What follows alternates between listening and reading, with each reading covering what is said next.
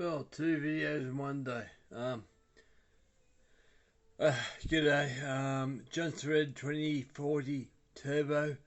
Now, I pulled it apart. Gotta make sure I get the right one first.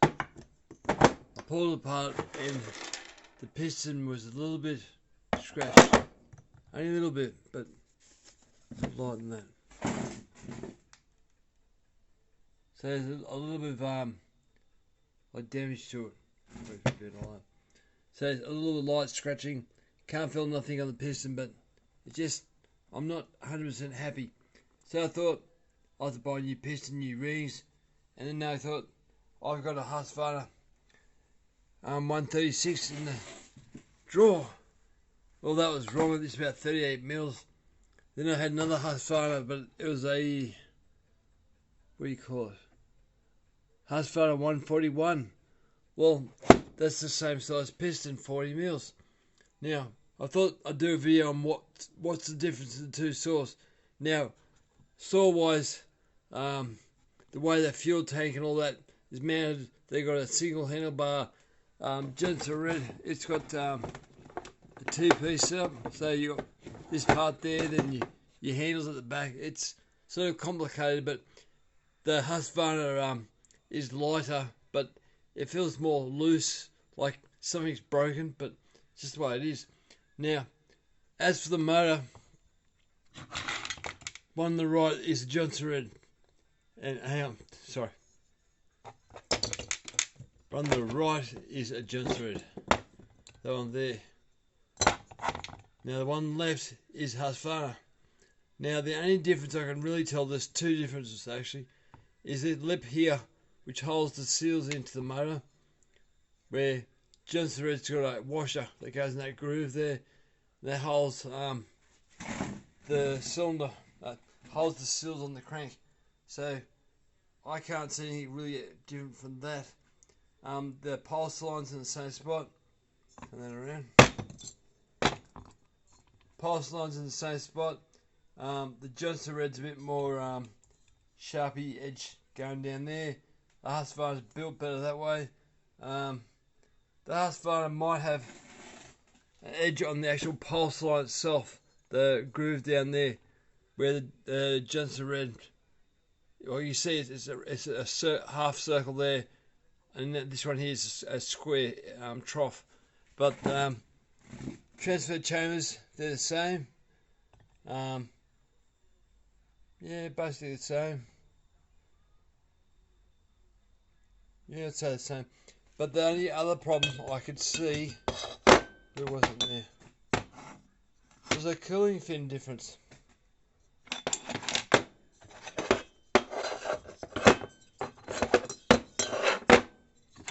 Right, so when you're looking like that, where was it?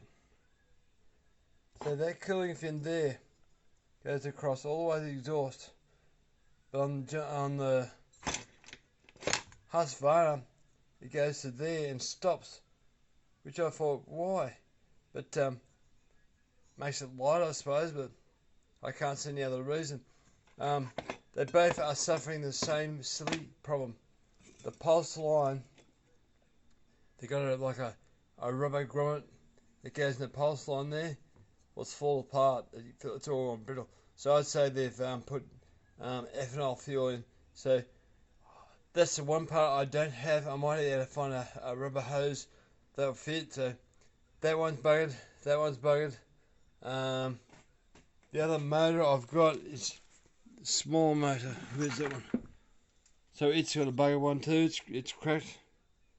So that one's gone too. So that's 38 mils. This one. Good motor. Nothing wrong with it either.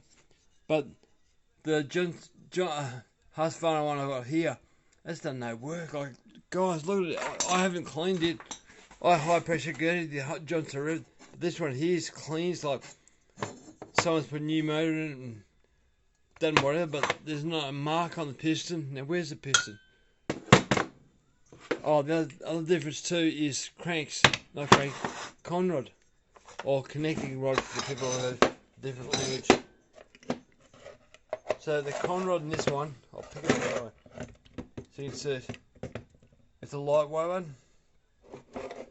So that should spool quicker. So Jonsered red is like a standard rod. So I'm hoping they're the same stroke. So a lot lighter. I don't know if it's a high tensile steel or must be something like that, but yeah, they're different. That's main different I can see, but it's done no work at all. Like, how clean is that piston? Look at that. It's still got machining marks on it, which is beautiful. So, go on the other side. So whoever owned this had done no work at all. You know, if I had a rag, I'd wipe it clean. But yeah, beautiful motor. Flywheel's clean. No crap on it. So I think I might put the Husqvarna piston cylinder back in the Jonsered red, because I haven't got all the parts for the Husqvarna, but I've got all the carby, all the rest of it. I'm going to update the carby to a bigger carby. Off a 52cc chainsaw, I think I can make it work to make this thing really zing. Now the intake duration on this setup is 147. That's on the Jonsered red cylinder and piston, which I'd say would be the same, but I will check it. So hasn't got much duration on intake. The exhaust was 150, so I can raise that a bit too. The transfers were 122 degrees. Now I think the Husqvarna has a different transfer height wise, because you look up the exhaust. Look up the exhaust.